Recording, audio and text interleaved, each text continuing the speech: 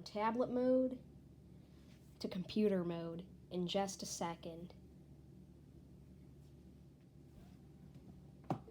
You can't talk about the iPad Pro without bringing up the 120 Hz ProMotion refresh rate display. It's so smooth. Rather than refreshing at 60 frames per second, refreshing at 120 frames per second, you won't have any trouble editing on this iPad with the A12Z processor, basically an A12X from the 2018 iPad Pro, just with one more core.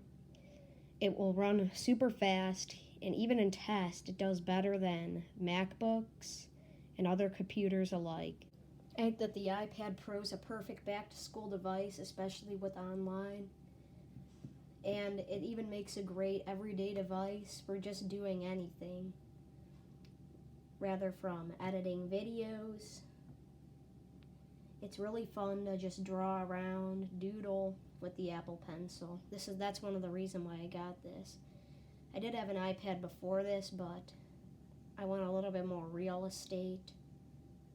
This is just a little bit nicer, and with 120 hertz, this is perfect. For a drawing experience, it's perfect.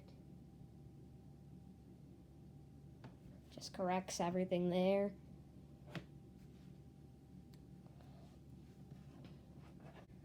You're probably saying, how are the photos? I mean, who's going to use an iPad for photos except for me? But they're pretty good for an iPad with the ultra-wide camera.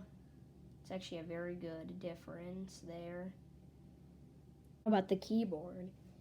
The trackpad has gestures, really good ones actually. All the ones that you have on the Mac. Very nice. The 2 fingers swipe. 3 is to go up and to exit apps, for example, like that. I appreciate how they put the backlit keys so at night when you're doing work or typing, it will light up. And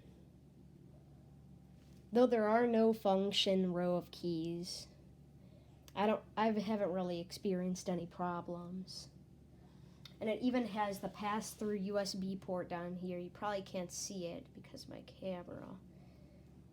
And it's just a pass-through USB, so you could actually charge and use an accessory at the same time.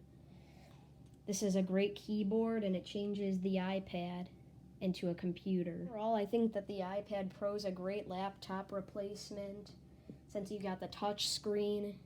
Thanks for watching, and I'll see you guys next time.